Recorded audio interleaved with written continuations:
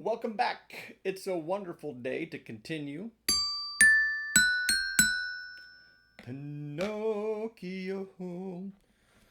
The last we left off, Pinocchio did not listen to the good advice of the cricket and was about to be overtaken by the assassins. There we go. Chapter 14.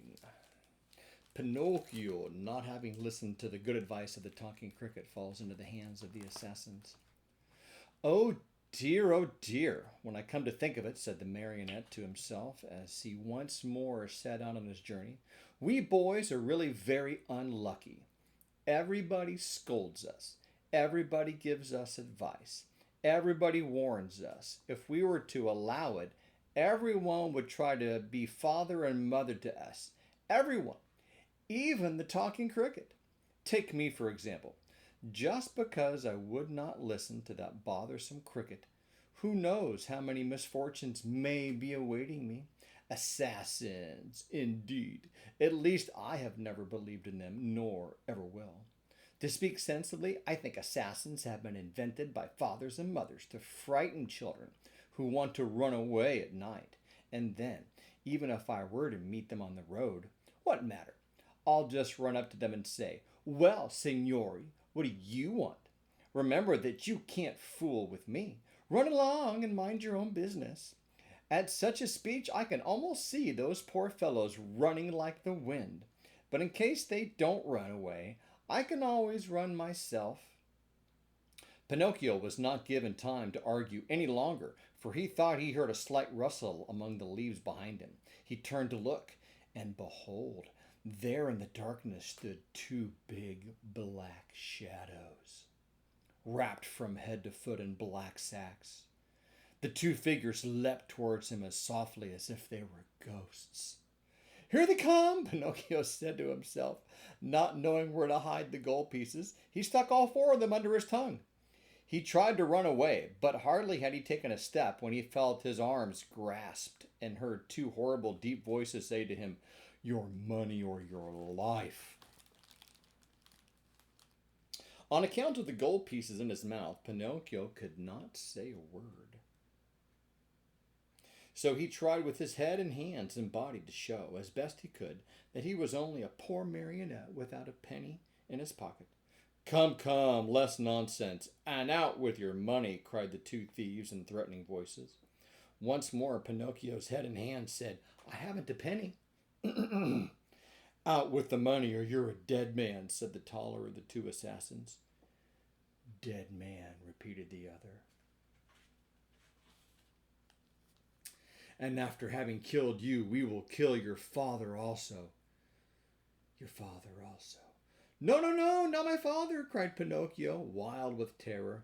But as he screamed, the gold pieces tinkled together in his mouth. And so now let me show you the fantastic two-page picture of the assassins getting Pinocchio.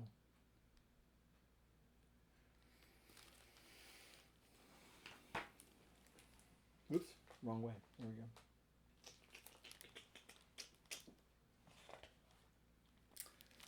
I don't think that's in the Disney movie. Ah, you rascal, so that's the game. You have the money hidden under your tongue. Out with it. But Pinocchio was as stubborn as ever. Are you deaf? Wait, young man, we'll get it from you in a twinkling. One of them grabbed the marionette by the nose and the other by the chin, and they pulled him unmercifully from side to side to make him open his mouth. It was of no use. The marionette's lips might have been nailed together. They would not open.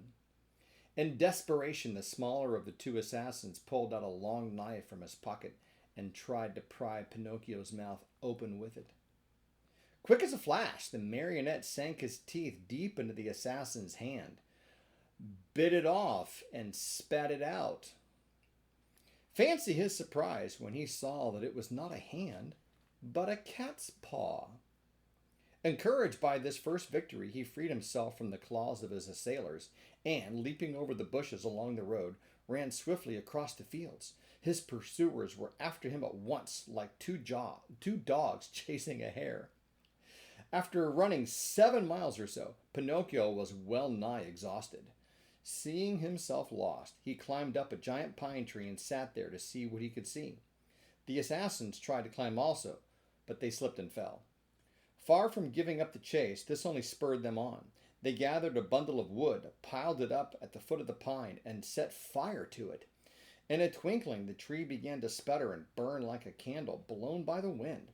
Pinocchio saw the flames climb higher and higher.